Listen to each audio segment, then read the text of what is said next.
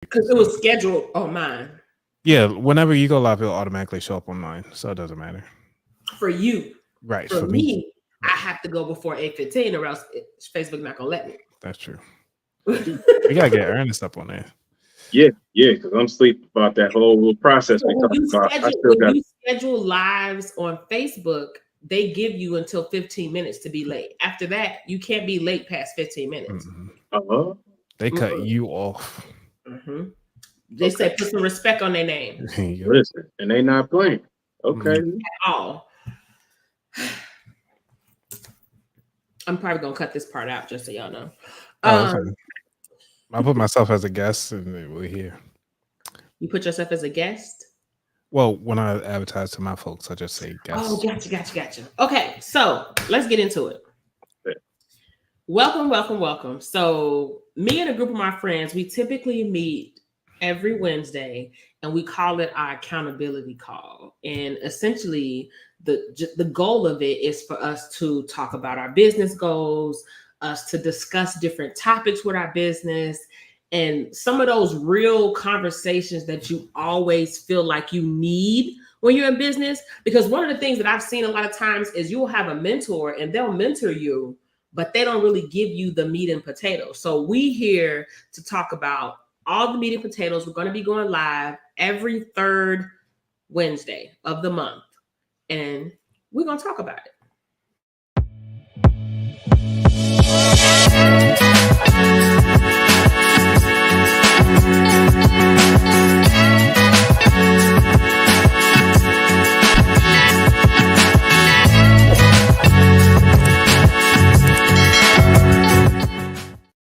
So for y'all who don't know, I'm gonna let everybody introduce themselves, tell you who they are, what their business is, what they do, and can you add how long you've been in business? And then we're gonna get into it. You want to go first, Ernest? Don't worry. I got you. I'm gonna do like the teacher do. Oh my God. Bam. On spread. Okay. Got him. Listen, my name is Ernest Comer III. I founded a company called E. Howard Co., where I do strategic facilitation and executive guidance. Basically, what that means is I help bring ideas to life and give folks an opportunity to bring their winning solutions to market. Now, I've been doing this thing since 2014. But when I kicked it off, it was definitely more of a side hustle. In 2021, I went full time. I've been partnering with organizations that are in this space of social venture and philanthropic investments, just trying to bring some strength and sustainability to the work that happens in that space. So that's me, man. Yeah. Full time since 2021, but been at it since 2014. And what about you, Anthony? Oh, well, hi, everybody. My name is Anthony Weaver. I am the host of the About That Water podcast, and I've been doing this since 2020. So coming up, 4 years now. And I have to say, this is great. I will hopefully would like to make this full time, but it is what it is. It's a process. It is a process. It's a process. Exactly. So for those who don't know me, I'm Nia, your favorite personal finance educator. And what I do is I drop down to earth money and home buying tips for high achieving women seeking the financial stability that they desire and deserve. I've been in business since 2017. My business has had ups, downs, lefts, rights, around the corners in the mountains and all of those things. And I've gotten good advice. I've gotten bad advice. So I thought maybe this was something that would be great to bring to the interwebs, to now officially Kamala's internet. It was Beyonce. Sorry, Beyonce. Right. It is now Kamala's internet. And so I thought this was a conversation that people would enjoy, especially if you're looking to go into business. You're already in business and you have a lot of those questions you just don't know. We're not claiming to be experts. We're not here to give advice. It's for us to just have real conversations and express what we have experienced and learned in our business. That's it. And my look, the ups and downs, don't they come and go?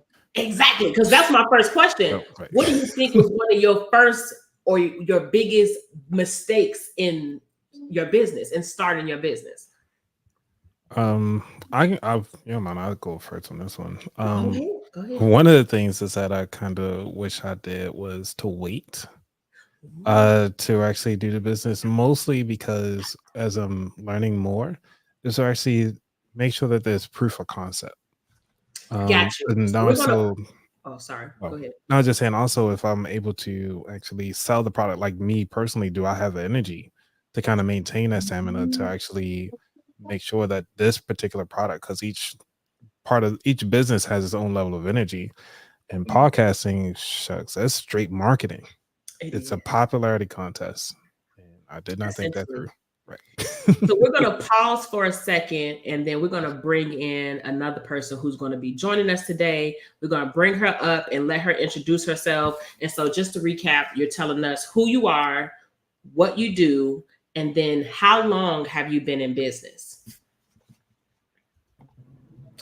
Let's go, Renee. Hey there. Hey. Hey, what's happening? I'm excited.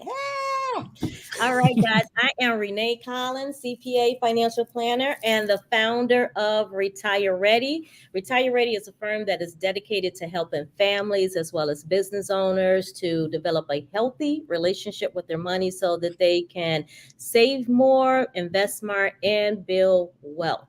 So how long have I been in business? Well, if you count the part-time, when I started my business on a part-time basis, it's been a long time because I think I started in maybe 2005 doing taxes as a little side hustle before side hustles were side hustles.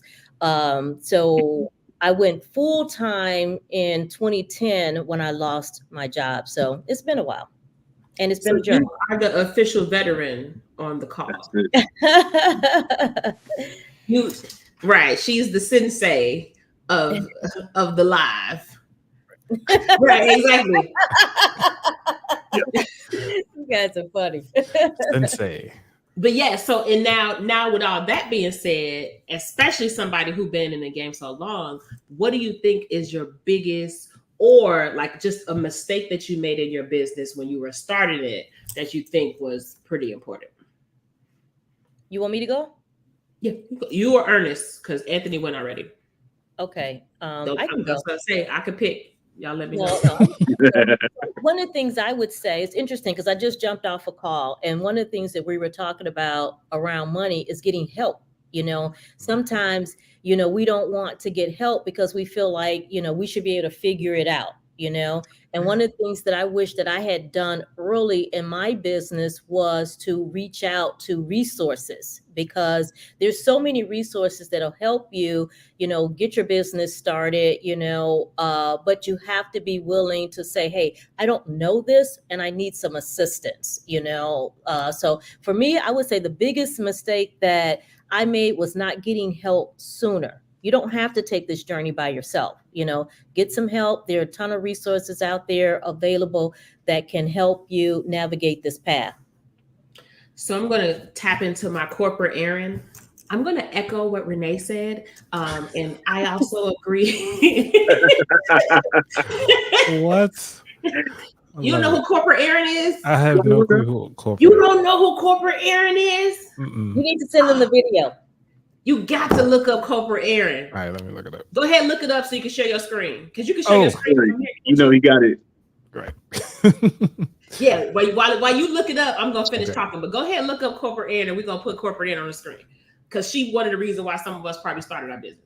So I'm going to echo what she said in the sense that, yes, not getting help or even just putting that energy into getting into the right circles. Like, I feel like I underestimated how important that was when it came to being in business. Like, we all know it's a lot of who you know when it comes to making the connections. And then anybody who, like, when you're trying to do it by yourself, it's going to take you much longer than getting help from somebody who's been there. And then the second thing I want to say is spending unnecessary money. So when I first started my business, I paid money for a logo. I paid money for business cards. Tell me why I don't use that logo. Them business cards rolled around in the back of my car for the longest because I was determined, like, I'm not throwing them away because I had like 500 business cards. for $100. No, they were expensive. Oh. I didn't buy them from like Vistaprint. I got these from a Black-owned business, like a small business that I was trying to support. And so I got my logo designed by them. And so I paid more than $100. I paid a decent amount of money. And that logo, those colors, none of that stuff matches my brand. It doesn't match my brand personality now. I don't even use those colors, nowhere even near. Mm-hmm. You hear me? I think that's important. You know, I'm gonna just kind of, you know, piggyback right on off of that, because that's what I see with clients. A lot of times they'll come in and they think that they have to, you know, spend all of this money to make money, but you have to spend your money on the right things in order to make money, and then understand what is the value that you're bringing to the table, because that's what the clients want. They want to know, what value are you bringing to the table and what transformation are you going to bring into my life? That's what they're paying for. They're not paying for your business cards. That's it. That's it. Yeah, that's deep. Anthony, I need a ching ching or something. Okay. Oh, I mean, Where you at? oh, she calling me out. There you go. There you go. I got you a Sonic rings. All right. All right, cool. Hold on. I got you. I'm about to say, I thought Anthony had one of the little things and be like ching ching. Nugget. Hey. Hey. Oh man. But yeah, so now let's take a small break to look at corporate Aaron. And right, ching ching ching, those money tree. All right, so here we go. I'm gonna go on and this is so as promised, I wanted to be a resource for you today. Okay, yesterday we let go about 2,100 of you in our first batch of layoffs, okay? But don't think of it as layoffs. Think of it like you're being laid on to another path, okay? I know it's not fired. Your free time has been hired, okay? Think about it that way. That was Corporate Aaron, a character invented by comedian Lisa Beasley. How? Aaron is hilarious. What did you say? Your free time is being what? Hired. Your free time has been hired. Hey, that was the bar. That is I love that. She is hilarious, and she refuses to do interviews in her own personality. She only will do them if they allow her to do it in character. Really? Oh, that's funny. I love What? that. She literally triggers people. Like, people be in her comments like, I'm triggered by this content, because she literally that's her brand. Correct. She sounds just like the real corporate. You know, we've all worked with a corporate Aaron. Yes, we have. Right. And the HR director, look, don't sleep. Right. That's why they're still there. And her title is like, she's the manager of McManagement of McManagement something. Hold on, because I follow her on she's the manager for managerial managers at managers of McManagement at the Lisa B experience. She's the manager for managerial managers at managers of McManagement. Yeah, that tracks. Sounds about right. Like, genius. But for a lot of people, that's why they started their business, because they was dealing with a corporate Aaron. Yeah. And they decided and like what I say to that is that I see people do all the times, like, don't let the emotions get you out there. Right. It's gonna hit. It's gonna hit. You get out here. Emotions have you out there bad. Exactly. Yeah, like build a plan, build some type of strategy. The same way they using you, like they hired you because you're supposed to help them reach their goal. Use them back to help you reach whatever goals you have. Yeah. I think that was the mistake I made, like coming into my business and expecting it in too many ways to feel like work. And I allow myself to, I set myself up with one really strong client. And I'm like, okay, this is going to be my main source because this client can bring so many dollars into the business. Then that's like, I'm hiring a job basically.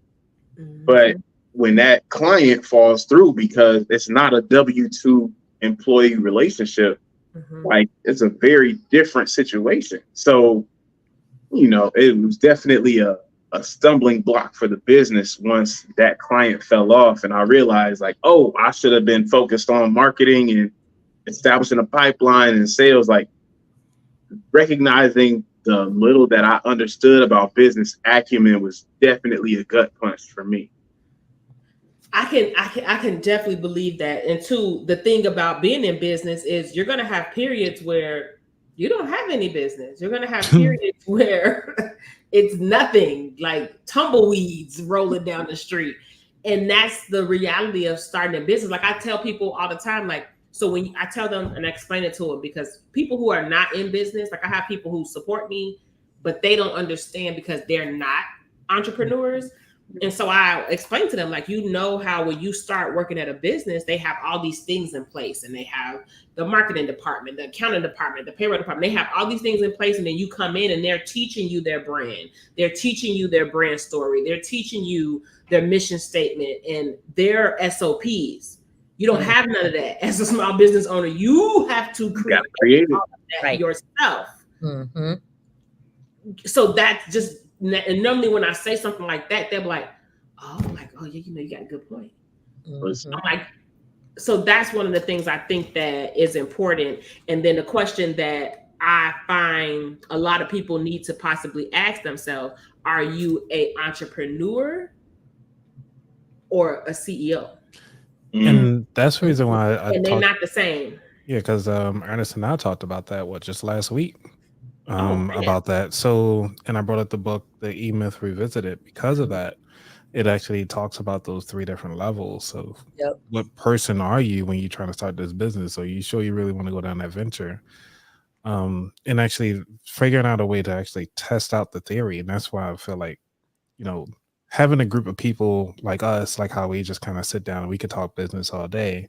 Mm-hmm. But for people who are looking to start a business, I don't think they have a resource or take time out to find a resource or find people that are approachable to even talk about their idea, because usually friends or family going to laugh at it first.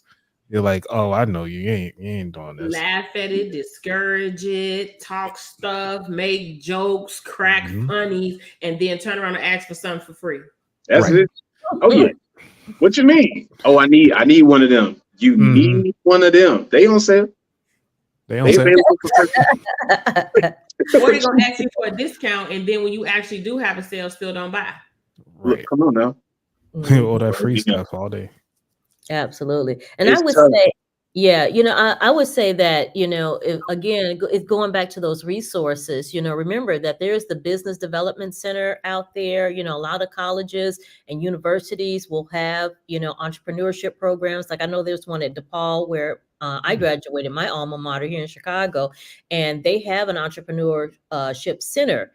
So there are resources out there. So family, they won't get it, because I don't think my family really took me serious, until I got an office. And then they were like, oh, okay, maybe she is making a little bit of money. Oh, now they want to say, oh, okay, she got an office. Okay, like maybe she's doing something, The little do they know, I bartered to get that office. But, again, that goes back to what we're talking about with money. I didn't have a lot of money when I started my business. So things were really tight. I was getting like unemployment. I had just lost my job. And so I had to keep things tight. So, I saw office space that I wanted. And this guy just so happened to, so interesting because it was like he actually had one of those, what do you call those office spaces where you go and rent an office or something? It was something like that. Co-worker. Yeah, kind of like those space, but not as nice, not as elaborate, but it was similar concept that he was trying to pull off. And I went in there and I said, well, I'm just curious, like, what do you charge for, one of the rooms? And he told me what he charged. I couldn't afford it. I said, well, I said, I can't really afford that right now, but I was like, hey, you need your taxes done now? Hey, and it just so happened that he was like, actually, I do need an accountant. I'm in the market for an accountant. And so that's how that bartering relationship started. And so I did his tax returns and in return for that, I got office space. That's how I got my first office space, because I just didn't have a lot of money. I was really holding on to every little penny. Like she said, you got to work with what you got. No excuse. Yep, exactly. Hey, one of my favorite philosophers said, you got to use what you got to get what you want. Oh, I know that's right. you gotta make that money. Don't let it make you. Hey, there you go. Yeah. So yeah, you got to be. I think the whole thing with being a business owner is being creative. I think you have to be creative. You know, Definitely got to be able to reach in that bag. You have right, to. exactly, and Because understand if you don't, yeah, the resources are out there. It's just you have to figure out how creative are you going to be in making your business happen. Yeah, and then I how like. are you gonna be? Because you're Yes. gonna, and that's nothing too, going into business for the wrong reasons. So a lot of times people go into business because they're like, oh, I see this, or I can make money from this. But when it really get down to you being in business, you're gonna need to have something that you passionate about, because otherwise when it get rough, you're gonna be like, man, It's hard, you know, and For I'm glad real. we're having these conversations, because people think that, oh, you know, I'm just going to go out, I'm going to start a business, you know, put my little shingle out, you know, and it's going to be, you know, people are just going to come to me, you know, and it's not, you know, that's not how it is. I mean, you're out here, you're humping, you're hustling, you're working, you know, you got to make some things happen. You know, you got to put systems in place. You got to have processes, you know, so it's real work. Yeah, yeah, it's you said, what a blessing. Yeah, that bartering was on point. But you had to think of that to mention that. Exactly. Yeah. Because if you didn't think of that, or that didn't occur to you, right, exactly. Mm-hmm. when you take the steps, the universe That's opens right. the path. That's So exactly the thing right. is, like, the beauty of like my family living in Georgia, being so close to Atlanta now, is that we're in an environment where entrepreneurship is celebrated more than other markets. Right. And so I think it might be celebrated a little bit too much here. oh, absolutely, absolutely. I'm But just what that never does, too much. it sets us up to have access to so many different networks and communities and little collectives where, you know, people are just familiar with what that world looks like. And some in healthy ways, some in unhealthy ways, but it gets you a different level of exposure that you may not have had otherwise. So I can go to the Russell Center, I can go to, you know what I'm saying, the gathering spot and connect with somebody who's in a similar industry or just doing business as a solopreneur, and have a level of conversation that I couldn't have in other spaces and in other communities, because the resources just don't exist on that level. And there's a lot of like community development centers and different resources to the point that Renee was making in other communities, but it depends. Like it where you are really does matter. Mm-hmm. Yep, absolutely. Yep, I definitely agree. What was I going to say? Another thing I think is very important is thinking about it ahead of time, as far as what type of business you want to have. And what I mean by that is another thing that I feel like people look at, like, why is your business so hard? Or like, why the other people started business and they seem to be doing well. And it's like, because I'm not building a business. I'm building I'm building a business, but I'm taking my small business and turning it into a big business. So that's going to take a lot more work, a lot more background process to be created, a lot of more, I guess you could say, the boring work and not sexy work than if somebody just opens a business and I just open a business. I provide a service, you pay me, or I provide a product, you pay me. I'm looking to turn this into something much bigger than what it is now. So I have to lay the groundwork for all of that. And as a solopreneur, it's going to take me more work than just the regular business. And I think that's something that I've had to explain before too. So it's like, you got to decide when you start that business, what's the goal? What's the end goal? What's the end goal? Yeah. People got mad at Honey Pot. People got mad at Shea Moisture. But for a lot of people, your end goal is, your exit strategy is to sell your business. That's you building it up to sell it. So I'm curious, why did they get mad? Because they didn't sell to Black people. Right. And they felt like they were sellouts for selling the business in the first place, because they wanted them to keep the business so they could continue to support a Black-owned business. And they're like, oh, well, now I got to find a whole new company. But it's like, that's what you go in business for. And the guy who sold Shea Moisture, that money, he wouldn't have been able to get that amount of money like that without selling Shea Moisture. And then he took it and did good with it and multiplied it. And I think that's what people have to understand too. You know, and that's my point. You got to start looking into that when you're like, oh, I want to start a business. Okay, well, what's your exit strategy? What kind Right. of business do you want to start? What level we going with this? Yeah. I think that's important. I don't think people really think about that. I think just from a retirement planning standpoint, that's something to think about too, right? Because, we go into this business, but are we planning to pass it down to our children? Are we going to use it as a tool for, to fund our retirement? I mean, what's, like you said, what is going to be the end goal? So I think it is important, because I sold a business. I sold my business in 2018. And what I wish I had done was put better systems in place to increase the value of the business. You see what I'm saying?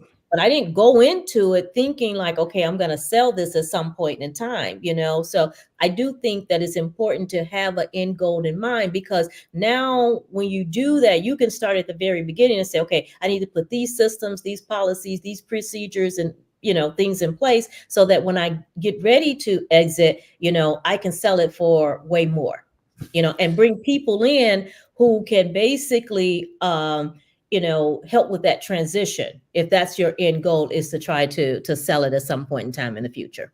All right, so I got 2 questions here, because now you piqued my interest. Uh-oh. First off, what systems do you want to put in, like, that you wish you had put in place so that we can start working on our systems now? And then secondly is like,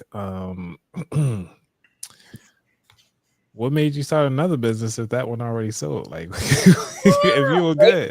Great questions. Yes. So one of the things I would say, like, as far as the systems go, anytime you're starting any business, I do think it's important to have some systems for everything.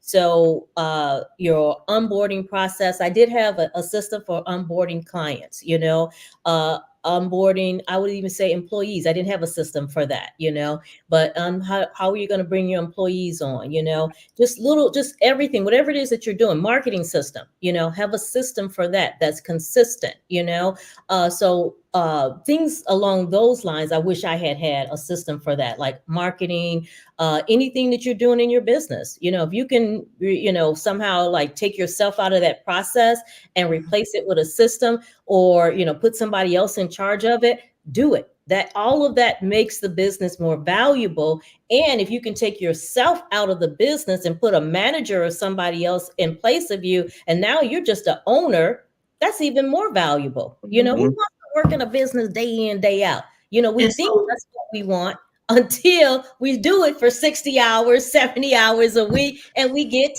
tired.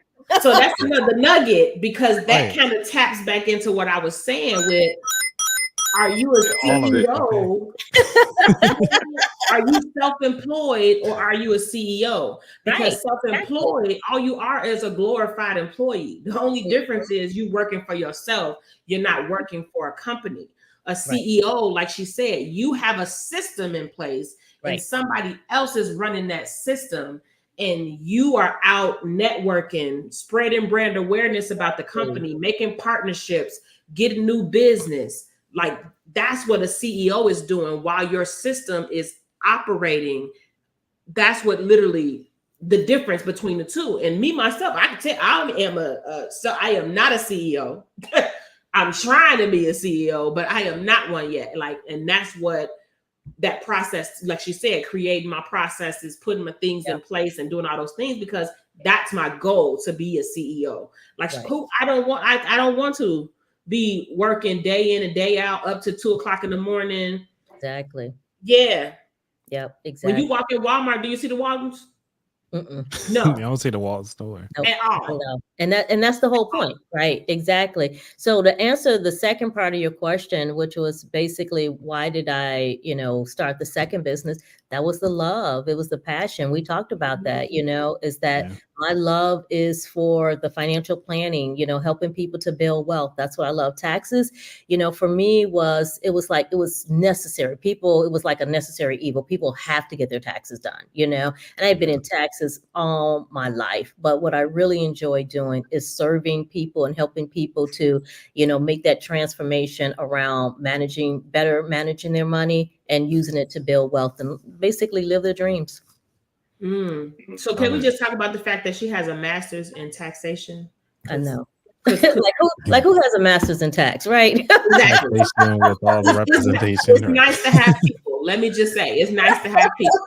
That's it. Does your accountant have a master's in tax? No, well, mine does. But mine does.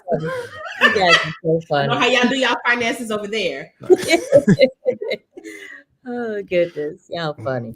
Yeah, what's your website, by the way, for those? You said what? What's your website? Okay, Right. Drop a link. Right. Y'all funny. I think most people are listening are serious. Like she said, now that's love for what you do, commitment. Absolutely. yeah. And I feel like that's necessary if you're gonna have any type of longevity to your business, babe. Because I'm not gonna lie, like I literally was about to close my business before. And what I did instead is I took a summer off. So for that whole summer, I didn't touch my business. I didn't make a post. I kept my group going, but I literally just made an announcement in the beginning, like, FYI, I'm taking the summer off. And I spent that summer just being a hot girl. I was in the streets. I was for the streets that summer. I was out going to events. I was out kicking it. I was traveling. I was living my best life, not having to worry about no to-dos. I just went to work and went home. It was, I'm not gonna lie, I'll be lying to you if I say it wasn't amazing. But like she said, I have a true passion and I really want us to do better with our finances. No, it won't fix the world, but the change that it makes for you when you get your finances together, it's a whole new world. Yeah. Absolutely. It's a whole new world that opens up for you. And so for that, I'm like, okay, I had my break, and that September, I got right back into it. Yep. And I've been going ever since then. I pulled up an article, obviously on the back end, but they showing, at least in the financial sector, it's only 3.2%. No knack for taxes. Yeah, for the Pew Research, showing that only 3.2% of financial industry, like far as Black-owned businesses, are set up. 28% are actually in healthcare. So it gets you to think on like where people are actually focusing their energy when they start in their Black-owned business. I think this is a good comment right here. In fact, I was so discouraged by it after I got my LLC. What was he discouraged by, or she? I'm not sure. She is but I think that people confuse it because your LLC is filed through your regular taxes. Yep, that's all it is. But you know that's not how it's portrayed. Oh, okay. You know, it's not portrayed like that. It's portrayed like, oh, get you an LLC, file your, like, it's like, no, you don't have to get an LLC when you get an EIN. Like, no, you don't have to. But if you are in a high risk industry, you want to, because it's going to provide you with liability protection. But it's not 100% necessary. Like that's the only reason why I got it for finance. Especially if you're in high risk industry, you know, you're going to have some insurance. Hopefully, you have business insurance. You know, but if the limitation on your insurance, you know, if you hit that limitation because you got sued, then, you know, attorneys, they're going to come for you. And if you have the LLC, then that's going to provide you with a shield of protection. That's the real purpose of the LLC, not for tax purposes.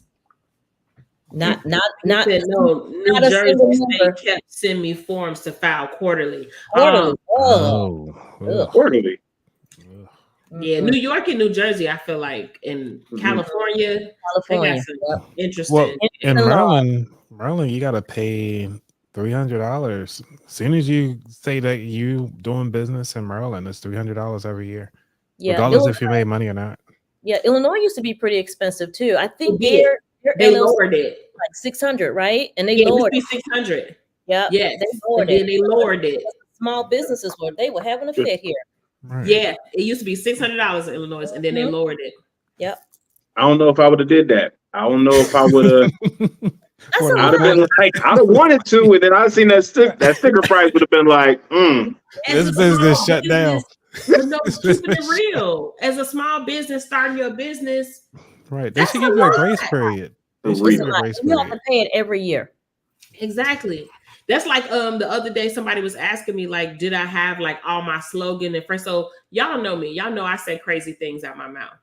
I got so many like slogans and sayings that I say all the time and make up. And she was like, oh, well, are you trademarking all of those? And I'm like, I don't have the money. I said, it'd be $15,000, $20,000 to trademark all the stuff that come out my mouth. all the Like, I say saying stuff. I do. I stay saying stuff. And so I was telling her, like, realistically, as a small business, yes, you want to be able to trademark your stuff. You want to be able to protect your intellectual property. But realistically, as a small business, you can't afford that starting out. Yeah. You barely affording the bills that you have to pay to run the business when you first started out. So it's like to trademark all of those things in the beginning, you will be burying a business that you don't even know if it's a viable concept yet. Absolutely. It gets very real. And I think we need more spaces like this to be able to have that conversation about how, my kids want to go roller skating. And I'm like, yeah, that's not going to work for a little while. We're going to have to put some dollars together. And I got to go to this meeting. But they like, but ain't you the boss? Can't you reschedule a meeting? I'm like, yeah, okay, yeah, that's real. But if I don't do what I need to do in order to make the business run, and the business doesn't make money, and then we ain't never going to escape. Nobody, right? The type of conversations that have to be had, man. Right. It gets tough.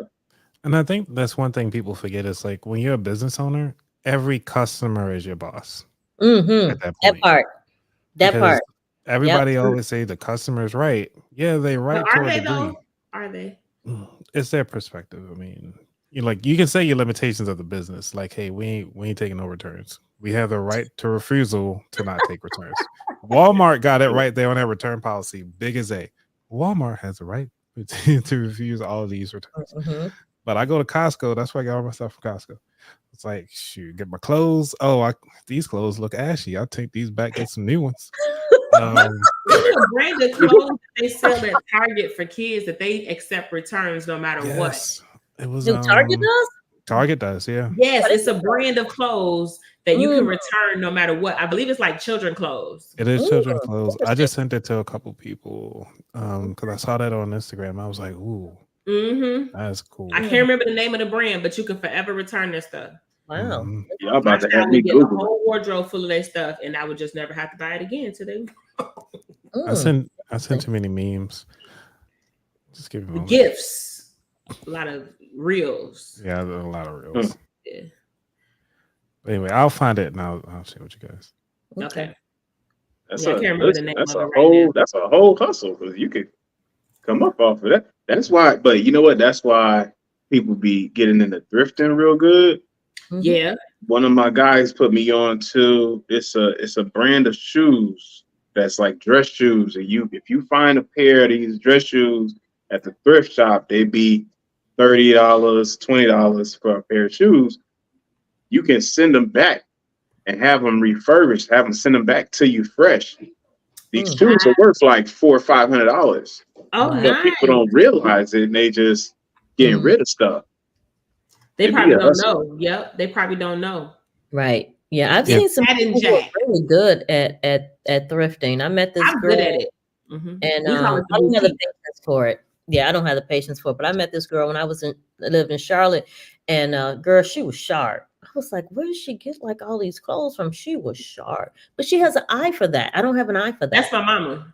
That is my mama. Me and my mama, we call it the boutique, and we go to the boutique and we on it. My mom, like all of my cutest shoes. People are like, where you get them from? My mama got them at the boutique. Like all of my cutest shoes that I get the most compliments on, my mother has found. She's one of those people. She will find something based on your body type. And you might look at it and be like, yeah, I don't know about this. But when you put it on, like she be doing stuff for my aunties all the time. When they put it on, they're like, oh, okay, wait, all right, I'm feeling this. Yep. Yes. For their body type. And so it's acting it so well when they put it on. My mom is really good at that. She's like, oh, this is how much percent spandex. So this is going to fit like this. You need to get this and this. I'm like, oh, okay. Oh, she's good. Yeah, she's really good. Yeah, some people are like that. Like my cousin, she can go to the rack, girl, come out there with a full-blown outfit, be sharp as a tack. That's my mama. I'm proud. That's my mama. My mama said, baby, we hit the thrift store and you go in the color, you got the one for the right color. If it's not that color, we better not see you touch it. Oh Mhm. wow. Because why do you have that? That's not 50% off today. Why do you have that? Why is that in your cart? That is too funny. That is good. Yeah, some folks are like that. They got that eye. Not me. I can Yeah. find No. simple stuff, but I can't do like she. I'm not a fashionista. I do Mhm. budgets. Exactly. Exactly. I can to make sure get myself you together. on budget at the thrift store. I could do that.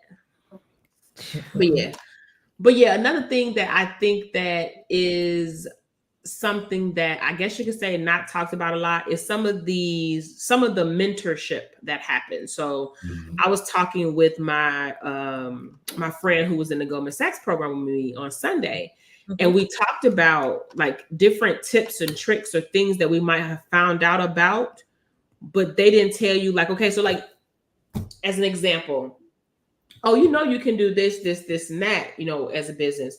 And you're like, oh, I can. Okay, that's great. Like, let me go out there and do it. And it's like, what I really need to know is, okay, what does that conversation look like? Mhm. How do I even approach this? Mhm. What are the terms that, so you can find out so much by going to events and like learning about the industry to find out what their pain points are, what their back end looks like.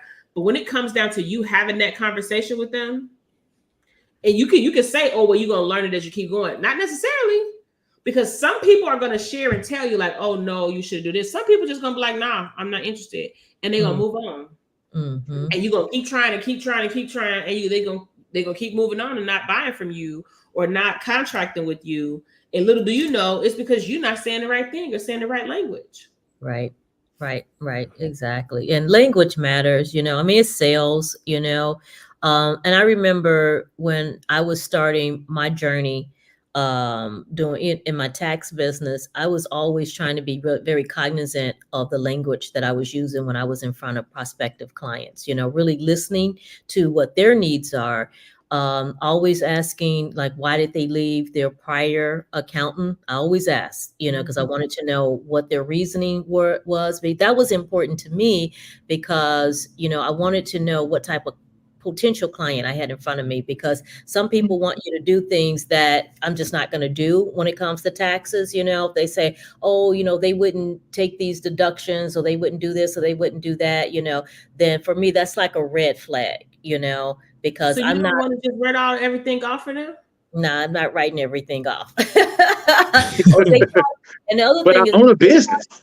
if they talk bad about their accountant too, on Instagram, they said that I could just write it off, that I didn't have to pay for this. That's what they said on Instagram. Oh goodness. Do y'all remember that Instagram that came out? It was about, what was that? Schitt's Creek or something like that. And he said it was a show. It was a show called. Yeah. But he said something about the deduction. I can't remember what it was, but it was so funny because he was talking about, I can just get this here and just write it off. I'm going to buy this and write it off. And I can't remember like what it was, but it was on Instagram. I can't remember. I thought y'all would help me out. I shouldn't go buy a G-Wagon. Oh goodness! Well, there are people on Instagram telling you to go right off your G-Wagon. That's what I'm talking about. That's exactly what I'm talking about. People on as long as it's 6,000 pounds, I'm good. Right, but you don't even make out here looking for you. They ain't gonna be nowhere to be found. You don't know. You don't even make enough. When you get that mighty letter in the mail saying you being audited. Yeah, so I always felt like it was that's why I think it's really important to have some type of onboarding process when it comes to your clients, because you want to make sure that whatever clients you're dealing with, that they're a good fit for you, just like you are a good fit for them. It's a two-way street. One of the things that I've learned recently when it comes to sales calls, and so I'm on a committee, and we basically had someone presenting to us wanting us to use their business. So I do a presentation. So when somebody wants me to speak or contract me, I have a little presentation that kind of gives them background about my business. It helps them build a relationship with me, find my story, all of those things is all in it. What I learned I was missing by watching their presentation is they told that part that I did, but they related every piece to how that part is going to benefit the company. Throughout the whole presentation, it was like, "I'm gonna have this, this, this, this, so I can help your citizens do this," because it was for a city. So it's like, we can help your citizens of such and such do this, this, this, and this. We have this budget program, and we teach this strategy, so your citizens will have this. Like every single part that they broke down of what they did in the presentation, they related it to, oh, well, we got this, but this is how it's going to help you. This is what's in it for you. This is what it's going to do for you. So it's kind of like when it gets to the end of the conversation, you don't have to go into the, oh, well, this is how I can help you. You've gone into it the whole time.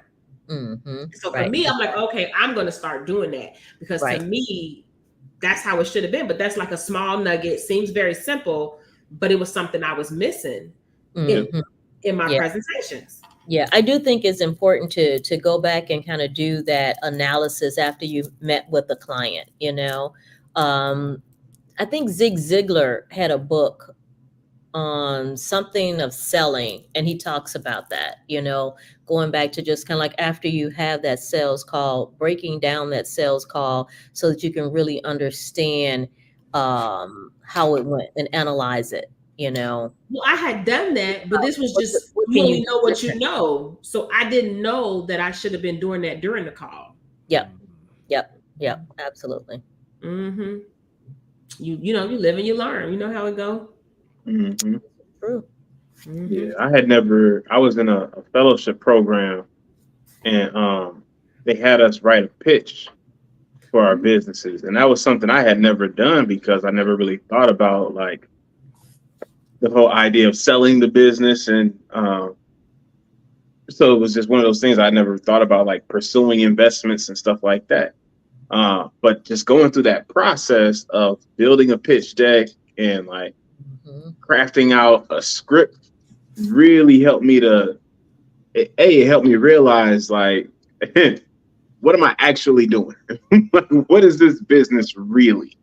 And so that was super healthy for me, but also to be able to talk about it in a way that not only makes sense for me, but makes sense to the client, the potential client, the person who might be interested in making an investment, because it's the type of thing that they want present in the marketplace. But because I never even talked about it in this way, I'm missing out on these opportunities without even realizing.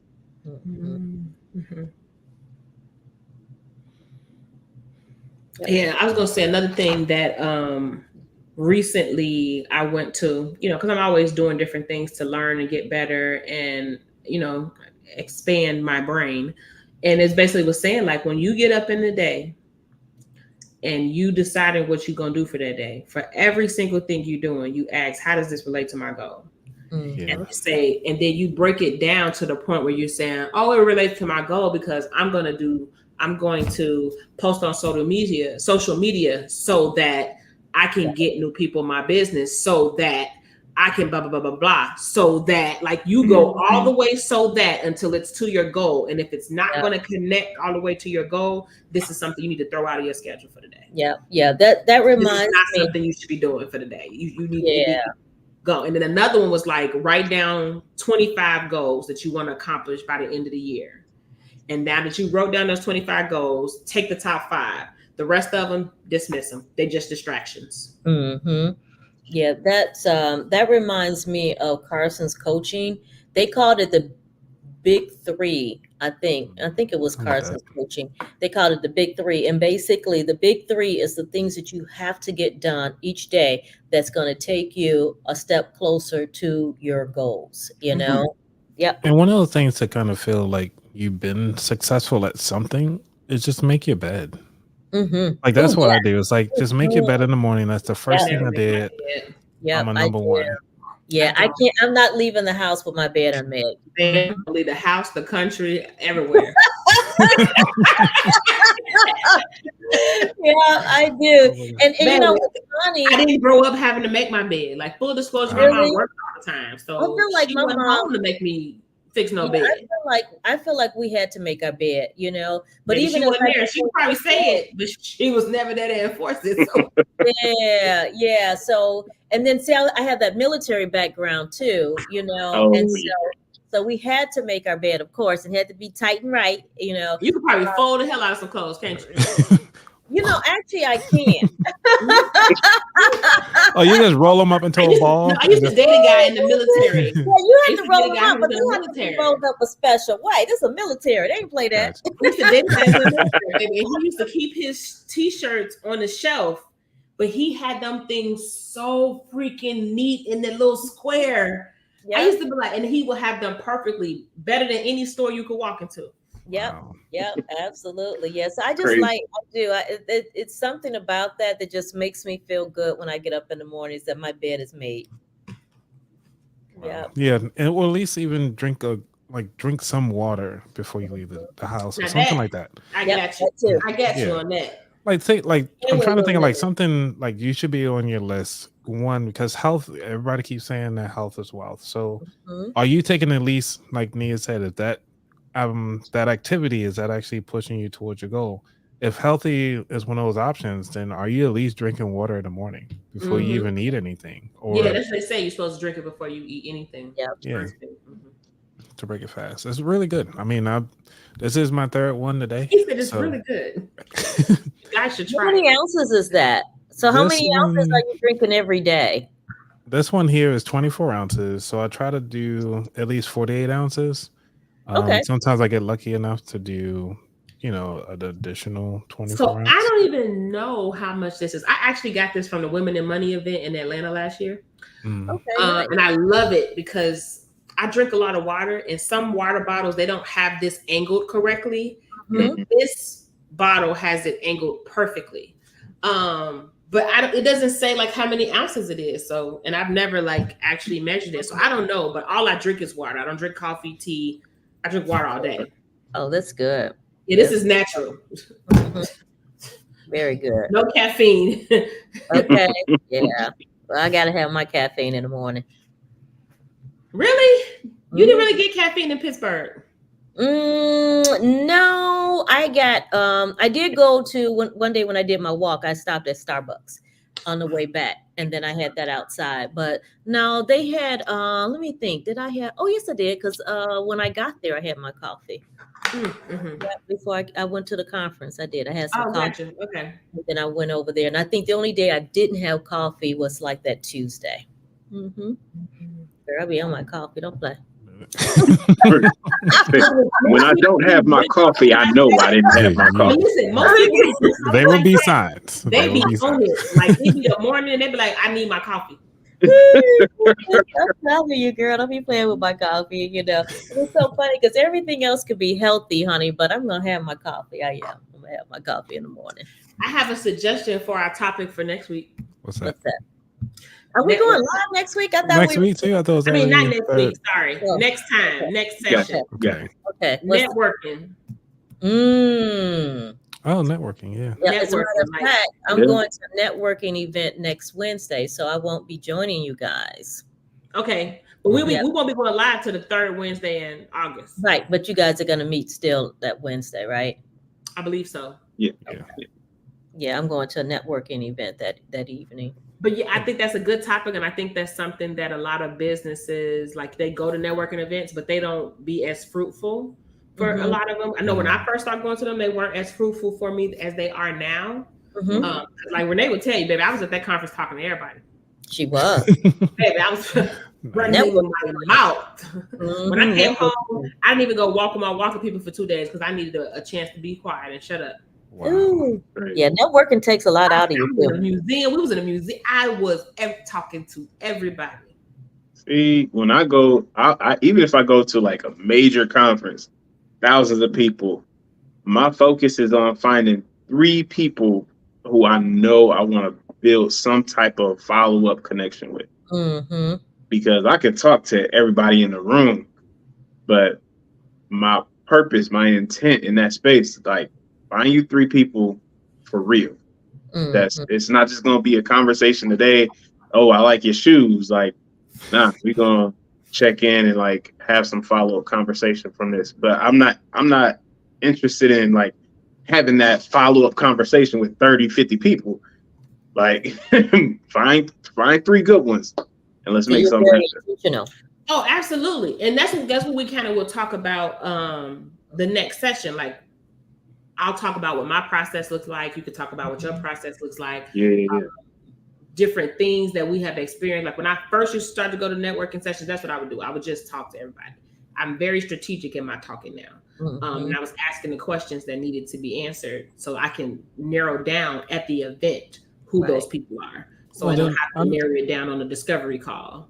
I'm about to talk. I need some of these questions. So I'm talking next we're month. talk about networking. But that's next month is the third week. I'll be like, it's too late. Wait. Right.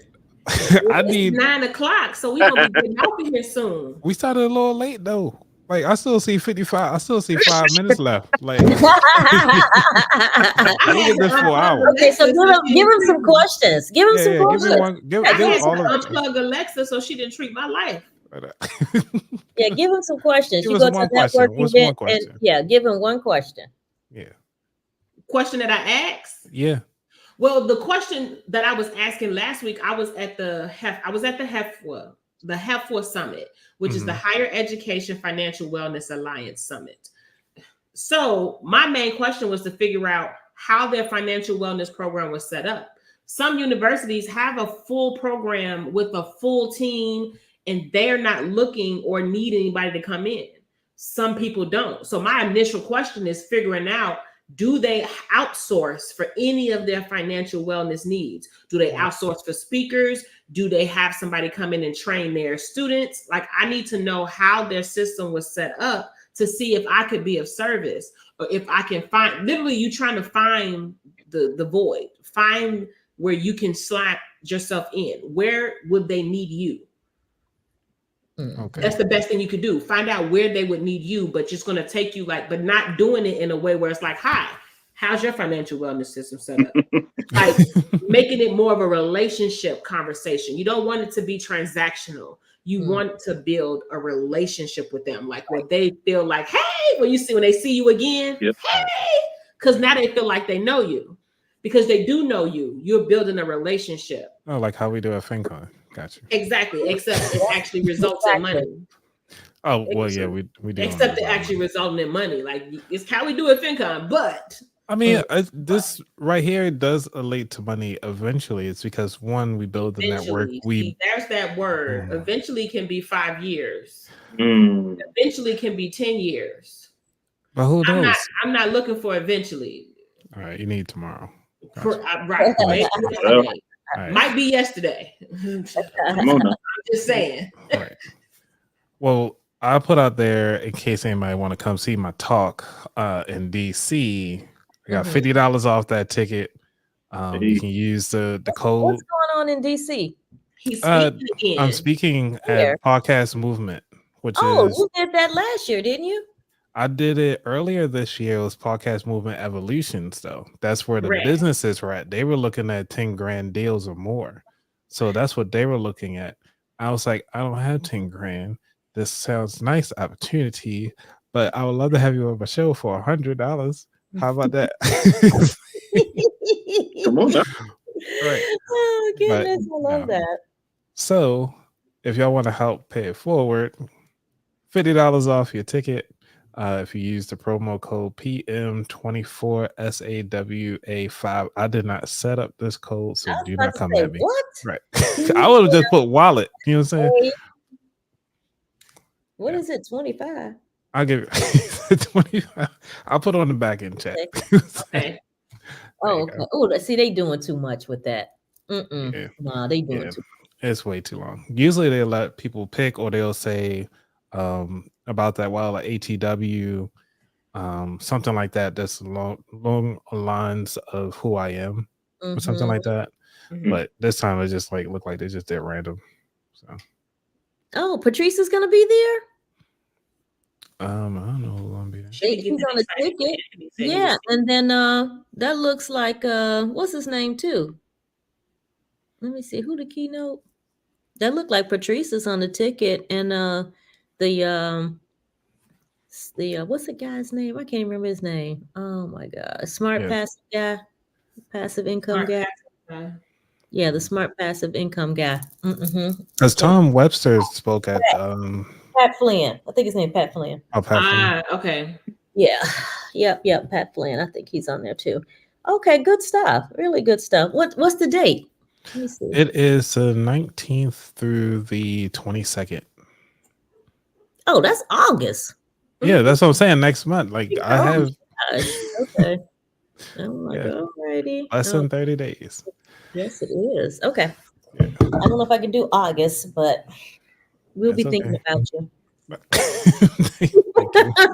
We'll be thinking Like, about you. Like, Yeah, I'm oh, trying to get my slide deck ready. So if there's people I know who it's gonna be good. What'd you do last year? What Oh, was your topic? definitely. well, my topic that I did earlier this year, at I the thought you did something last year. Who did you? I spoke at FinCon last year. Oh, okay. Podcast Movement Evolutions, they do it twice each year. So they Got do a spring one and then they do a fall one. Gotcha. Okay. So I spoke at the spring one. That one I talked about having a podcast structure. This Mm, one is practically the same thing. It's just time management skills. So pretty mhm, much I'm helping people build strategies so they can mhm. avoid burnout. Okay. And so that pretty much is my talk on that one. But it's mostly like a more expert talk. Mhm, And they was like, oh yeah, you can get up to like 20 something people. I'm mhm. like, I'm trying to get 40 to 100 people crowded Ooh. around me. I know And that's I'm gonna create my own little speaking moment. Even though I'm labeled as a speaker, but they say it's pretty much free reign for me. mhm, I don't have to be stuck to a room. mhm, So I'm just trying to open space, pile as many people as in there. I was like, hey, I'm speaking. Hey, I'm speaking. Hey, I'm mhm, speaking. And then I mhm, picked a time frame where the people that are speaking in like rooms and stuff, mhm. they're not really that cool of a topic to me. Uh, So I'm like, that's why I had to look at the schedule while we were talking. I was like, let me pick the right one. that's what I was doing in HEFWA too, because I'm speaking for HEFWA September 10th. So same Oh, thing. I was using that as well to let people know, like, if you go on the website, you can register. I'm speaking September 10th. right. Did they give you a discount code to give people? No, it's virtual. There's no discount code needed. Oh, is it free? I believe so. Yeah, All right. I believe so. I don't quote me. Okay. Yeah, they gave me, even though I did one for Podfest, it was a free one. It was like the most signups, you actually get all the downloads for everybody's talk. And since I had the most downloads, made like the most free people coming in, referrals, they gave me all the downloads for free Oh, without, nice. because they were actually charging people to actually get all the downloads. So I was like, Oh, yeah, that's so you nice can kind of perk. negotiate that. Yeah. As you as a speaker, like, hey, can I do a referral at least so I can get all the downloads for the So there are recording? it's not a fest. So they already had the summit. It's literally just me doing a webinar, only me, Oh, on their platform. do you get to download that recording now? Because Yes, they that record it. recording. Okay, Yes. And they gotcha. made a flyer and everything. All right. Oh, oh. Yeah, let's make it happen. They do a monthly live, and I'm the monthly live for September. Yeah, why now we just found out about this? Well, Renee, the one who told me, I didn't even know I was on their website. So Renee was like, I went on the website, and I'm like, wait a minute, I know her.